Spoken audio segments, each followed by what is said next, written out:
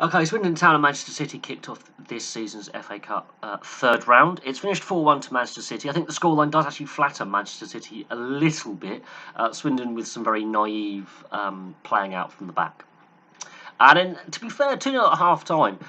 Apart from the two goals, Man City's shooting accuracy is, for the level that they play at, and the intensity they play at, and the quality they have, that is not good enough. With the amount of possession they had and the amount of chances they were actually creating, partly because Swindon were being naive in their style of play and trying to play out from the back at every opportunity when going long, with the speed they had up front with McCurdy and Simpson, with the height, how high Man City defend was a little bit puzzling because there were flashes where they actually had the Man City defence for pace, and with Man City playing that high line, you don't want to play out from the back.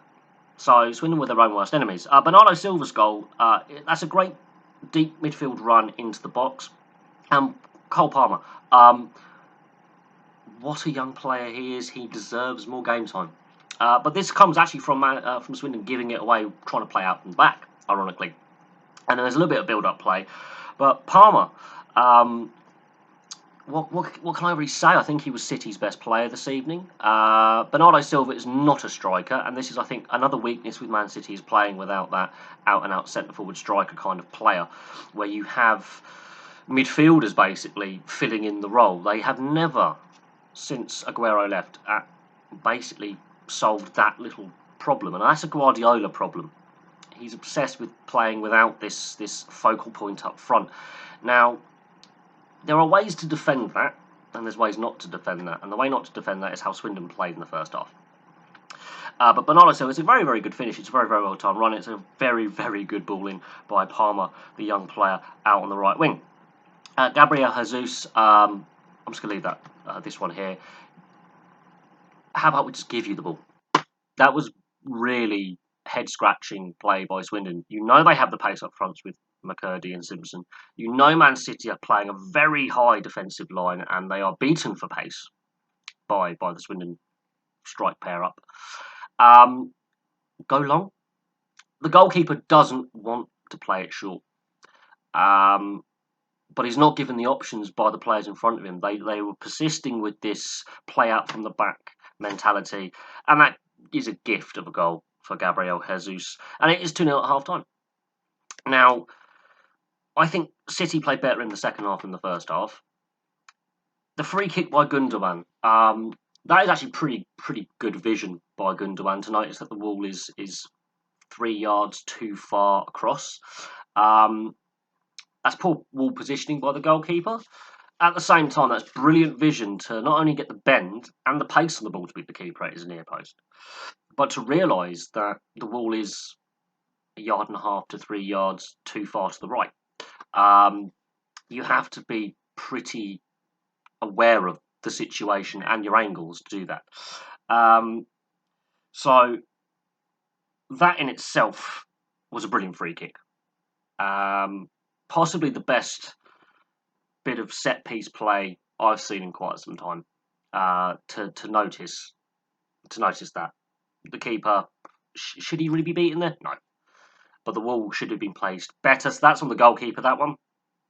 The McCurdy goal, and this is something that, Swindon were threatening to do if they, played the right ways. The play breaks down in midfield, and there's something else that I've noticed about Man City is A, they play a high line, B, they haven't got an out-and-out centre forward, and C, they haven't got a box-to-box midfielder who can break up the play, like a Kante, for example. And therefore, when the play does break down, because they've got such a high line, and defensively they play so high, and you haven't got a defensive midfielder in there to really break up the play and unsettle the opposition. Goals like this happen, and this is how you beat Man City: is you break down the play in the midfield and you catch them on the counter attack. And McCurdy's goal is a brilliant goal, and up to that point, it was the best goal of the night. It's a brilliant finish. The goalkeeping, that shocking goalkeeping as well. The body positioning by the goalkeeper isn't good enough. Defensively, too high. Out poor position, and also if you look at the defensively, they're very narrow as well. So if there was another player making a run on the left wing deep, they're not going to pick him up because very narrow, very high. However, that brief moment that Swindon have, they get a free kick shortly after, which breaks down, which actually leads to Man City's fourth goal from Palmer, who for me was the man of the match. The finish, the power behind the finish, you know, that is possibly the goal of the FA Cup so far, in my opinion. Because the play actually breaks down a little bit. Gundogan has an opportunity. It comes back to Palmer. And just the confidence of a young player just to do that is outstanding. And it's finished 4-1. But here's the thing. It could and should have been more from Man City. The penalty save on 62 minutes, the Gabriel Jesus' penalty is so bad. I don't like the stuttered run-up. It gives the goalkeeper a chance to really set himself and go, right, if I'm going to commit, I'm going to commit. And he tries to side foot it in with no pace on the ball, and it's too close to the keeper. You're not putting it into if you're going to do the started run up, you've got to put it right in the corner. Very good penalty save, and the Swindon goalkeeper for his errors in the first half, with again playing out from the back, pulled off some pretty good saves in the second. Rodri had a rocket of a shot that he saved as well. Very, very good second half performance from the Swindon goalkeeper. I will say this, Swindon were their own worst enemies, but there were flashes. And if they don't give away those 2 goals in the first half, this is a completely different game. If they play, not I wouldn't say route one, but less naive and a little bit more, you've got to play the opposition. You can't always play plan A. If they play plan B, and if you notice that Man City are defending that high, it could have been a potential banana skin.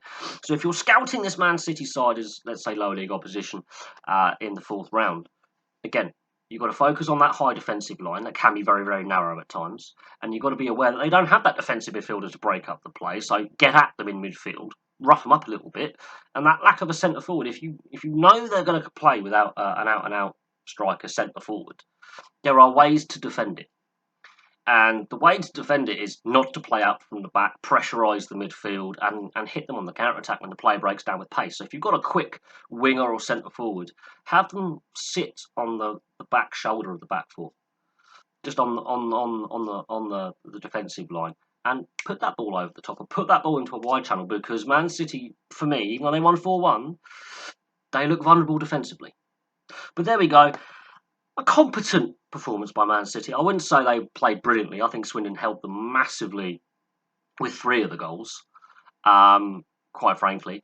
And there are some glaring weaknesses in this Man City side that sides just don't exploit. And it's a head scratcher for me. In the midfield, if you get at them and really get physical with them and break the play down and disrupt them, you're going to have opportunities to counter-attack them. So, and Swindon proved you can do that.